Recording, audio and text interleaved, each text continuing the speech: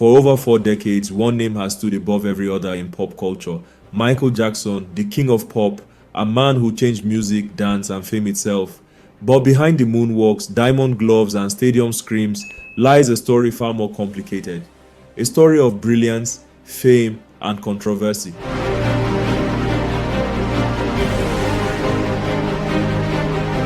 Michael Joseph Jackson was born in Gary, Indiana in 1958, the 8th of 10 kids in a working-class family. From a young age, he was different, gifted, driven. His father, Joe Jackson, pushed his sons to form a group, the Jackson 5, and Michael quickly became the star. And talking about star, if you want me to be a star so I can create interesting videos like this, don't forget to like, comment, and share this video. Also, smash that subscribe button. If you want to support us further, buy me a coffee link in the description below. Now let's get back to the video. By the time Michael Jackson was 11, he wasn't just a child singer, he was a phenomenon. Motown Records turned the Jackson 5 into pop icons. ABC, I Want You Back, I'll Be There. These songs defined a generation. But fame came early, maybe too early. While most kids were at school, Michael was performing in front of thousands. And that childhood pressure would later define much of his adult life. By the 1980s, Michael Jackson wasn't just famous, he was untouchable. In 1982, Thriller changed music forever. It became the best-selling album of all time, The Moonwalk, The Red Jacket, The White Glove. He became more than an artist, he became a myth. But that level of fame comes with a price. Everyone wanted a piece of Michael Jackson, and the world started to notice something else. His appearance, his skin tone, his nose, his voice, all began to change. So rumors spread. Some said he was bleaching his skin, others claimed he wanted to look white. Michael would later say he suffered from a skin condition called vitiligo. But by then, the media had already built their own narrative. For years, Michael was the face of perfection, but behind the scenes he was becoming more reclusive. He built Neverland Ranch, a fantasy world filled with amusement rides and animals. Some saw it as a man trying to live the childhood he never had. Others saw something stranger. Then came the allegations. In 1993, a 13-year-old boy accused Michael Jackson of inappropriate behavior. Michael denied it completely, calling it an attempt to destroy his reputation. What is your response to the allegations that you molested this boy? Totally false. Before I would hurt a child, I would slit my wrists. I would never hurt a child. I could never do something like that.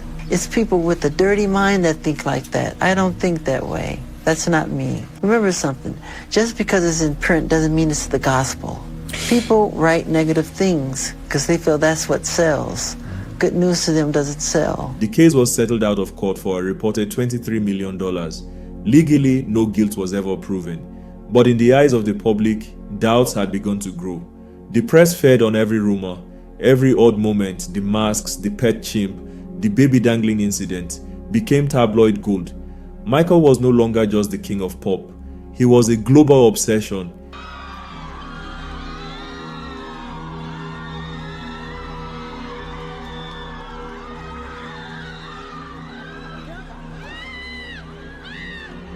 In 2003, new allegations surfaced, this time leading to a criminal trial. The world watched as Michael faced multiple charges of child molestation. But in 2005, after months in court, the verdict came in, not guilty on all counts. The courtroom erupted, but the damage was done. Michael's public image was never the same. Some believed he was framed, others believed he got away with something unthinkable. Nothing happened, I mean, nothing really. I mean, we played video games, we played it at an amusement park. Well, the thing is with that whole thing is that, they go, oh, you slept in the same bedroom as him. It's like, I don't think you understand. Michael Jackson's bedroom is 2 stories. And it has like 3 bathrooms and this and that. So when I slept in his bedroom, yeah, but you have to understand the whole scenario. The truth still divides people today. After the trial, Michael disappeared from the spotlight. He moved to Bahrain, then Las Vegas, rarely seen in public. In 2009, he announced his comeback tour. This is it. It was supposed to be his grand return. But before the first show, tragedy struck. On June 25, 2009, Michael Jackson was found unresponsive in his Los Angeles home. He was 50 years old. The cause? Cardiac arrest due to a fatal combination of medications. Yeah, he's not breathing, and we need to. We're trying to pump him, but he's not. Okay. Okay. How old is he? He's 50 years old, sir. 50. Okay. He's unconscious. He's not breathing. Yes, he's not breathing, sir. Okay. And he's not conscious either. He's not No, breathing. he's not conscious, sir. Okay. The world stopped. Fans cried in the streets. For a moment, all the controversy faded, and only the music remained. In the years since, Michael Jackson's legacy has become one of the most debated in modern history. To some, he's still the greatest entertainer ever, a man who broke racial barriers, reinvented pop, and gave the world timeless music. To others, his legacy will always be shadowed by the allegations and eccentric behavior. Documentaries like Living Neverland reignited old debates, but fans around the world continue to defend him, saying the truth has been twisted. The reality is, we may never fully know, because Michael Jackson wasn't just one thing. He was light and darkness, genius and tragedy. Maybe the question isn't whether Michael Jackson was the king of pop or the king of controversy. Maybe he was both. A man who gave everything to the world and lost himself in the process. Because behind every legend, there's a human being. And Michael Jackson's story is proof that greatness always comes with a price. Thanks for sticking to the end of the video. Do well to like, share, and subscribe. Also buy me a coffee to show more support. Link in the description below. See you in the next video. Peace.